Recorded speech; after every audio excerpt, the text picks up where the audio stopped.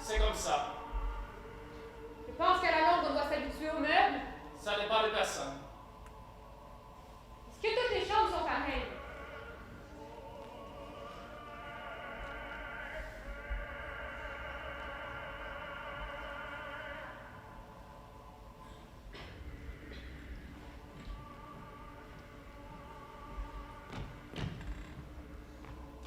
Vous êtes chez vous ici, monsieur.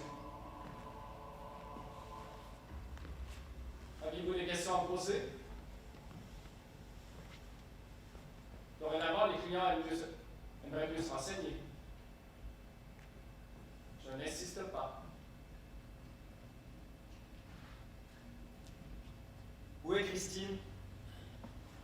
Je vous demande, où est Christine? Je n'en sais rien. Alors la torture par l'absence, c'est tout ce que vous avez trouvé de mieux?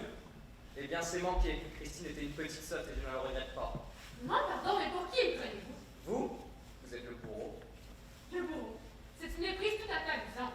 Vous êtes rentré, vous m'avez regardé, vous avez dit c'est le bourreau, mais quelle extravagance! Je suis Garcia, publiciste et femme de lettres. La vérité, c'est que nous sommes déjà à la même enseigne. Monsieur. Pierre Brochant. Très bien, parfait, enchanté. Ici la glacerie. Vous me trouvez la nuit de bourreau? Et à quoi les reconnaît-on, les bourreaux, s'il vous plaît? Ils ont l'air d'avoir peur. Peur? Et de qui? De leur victime? Allez, je sais ce que je dis. Ça vous regarde. Ça vous arrive de temps en temps d'aller faire un tour dehors? La porte est verrouillée. Tant pis. Je comprends très bien que la présence vous importune. Et personnellement, je préférerais rester seule. Il faut que je mette ma vie en ordre et j'ai besoin de me recueillir. Mais je suis certaine que nous réussirons à nous accommoder l'un de l'autre. Je ne parle pas, je me gare et je fais un peu de bruit.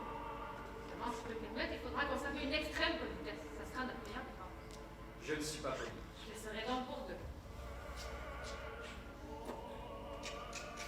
Votre bouche. Y a-t-il... Vous pourriez arrêter avec votre bouche. Elle tombe comme une touche sous votre nez.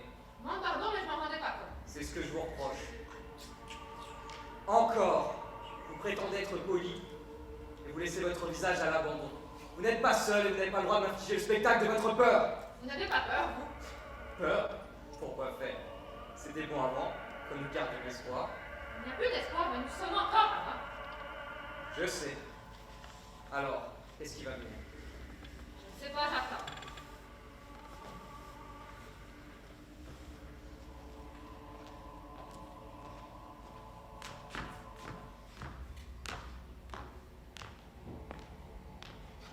Non, non, ne relève pas la tête.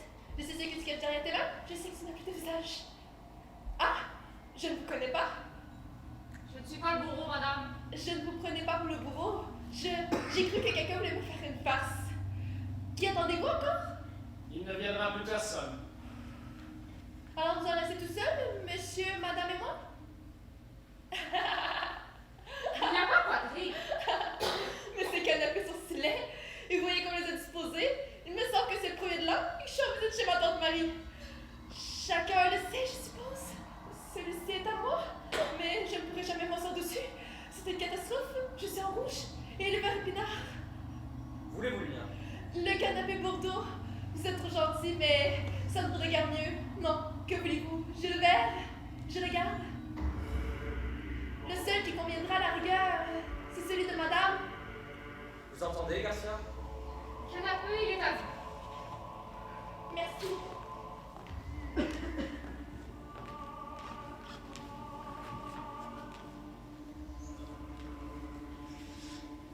Faisons connaissance, que nous devons habiter ensemble. Enchantée, je m'appelle Estelle.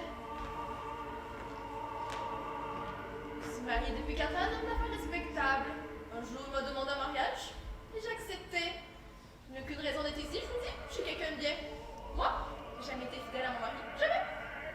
Bon, il est peut-être arrivé quelques fois dans des soirées de par un jeune homme, mais il ne s'est rien passé. Peut-être que nous sommes embrassés 1 ou 2 fois, mais rien de plus. Peut-être est-il tombé amoureux de moi. Peut-être je lui ai dit que je quitterais mon mari pour lui. Peut-être me suis dégonflée et je lui ai dit qu'il était drôle de penser qu'il avait une chance. Je ne l'ai jamais revu.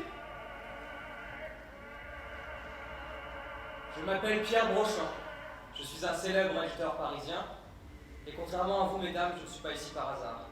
J'ai laissé le déni sur terre. Je vis dans la souffrance des autres. Je suis un manipulateur sadique. Et j'ai organisé tous les mercredis un dîner de cons.